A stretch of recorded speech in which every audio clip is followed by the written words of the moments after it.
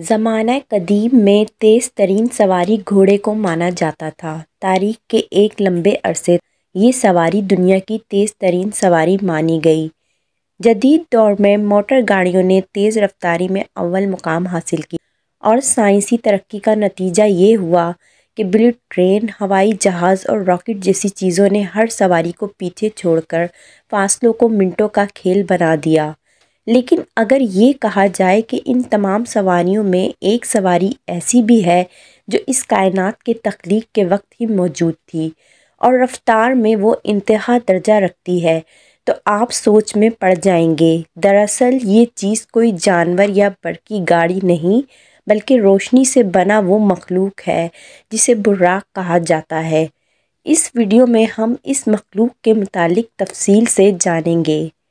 دراصل سفر معراج اور براق کی کوئی سائنٹیفک ایکسپلینیشن نہیں ہے، بلکہ یہ اللہ کے معجزات میں سے ایک معجزہ تھا جو آخری نبی حضرت محمد صلی اللہ علیہ وآلہ وسلم کی زندگی میں پیش آیا۔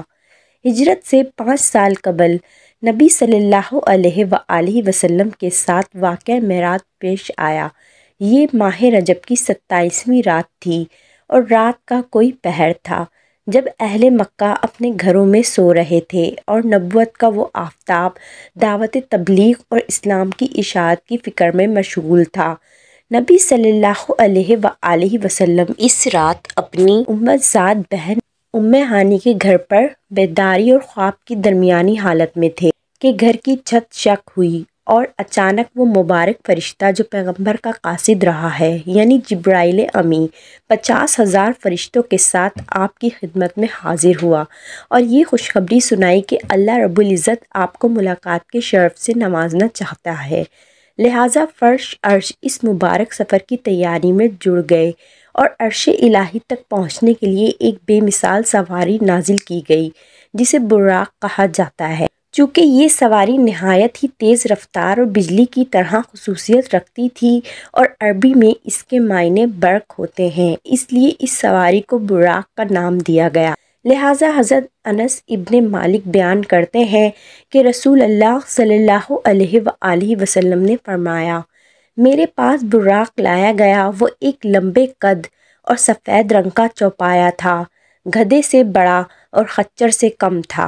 اس کا قد نظر کی انتہا پر پڑتا تھا۔ اس پر سوار ہو کر بیت المقدس تک پہنچا اور جس جگہ انبیاء علیہ السلام اپنی سواریوں کو باندھتے تھے وہاں میں نے اس کو باندھ دیا۔ پھر میں مسجد میں داخل ہوا اور اس میں 2 رکعت نماز ادا کی۔ جبرائیل علیہ السلام میرے پاس ایک برتن میں شراب اور دوسرے برتن میں دودھ لے کر آئے۔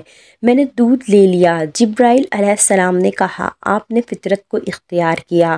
پھر مجھے آسمان پر لے جایا گیا اور جبرائیل نے آسمان کا دروازہ کھٹکھٹایا۔ پوچھا، تم کون ہو؟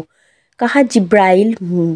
پوچھا گیا، تمہارے ساتھ کون ہے؟ کہا، محمد صلی اللہ علیہ وآلہ وسلم۔ پھر ہمارے لیے آسمان کا دروازہ کھول دیا گیا۔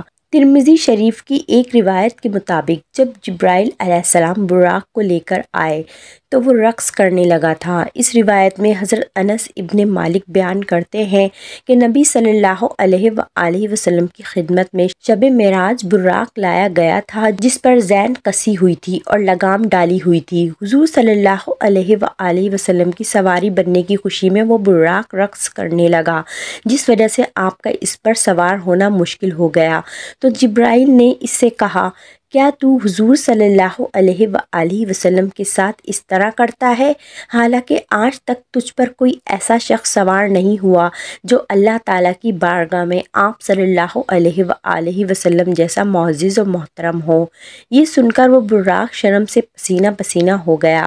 بعض علماء نے لکھا کہ براق کا جسم گھوڑے یا خچر کی مانند تھا اور سر انسانوں کی طرح تھا، نیز اس کے 2 بڑے پنکھ تھے جس کے سہارے وہ اڑتا تھا۔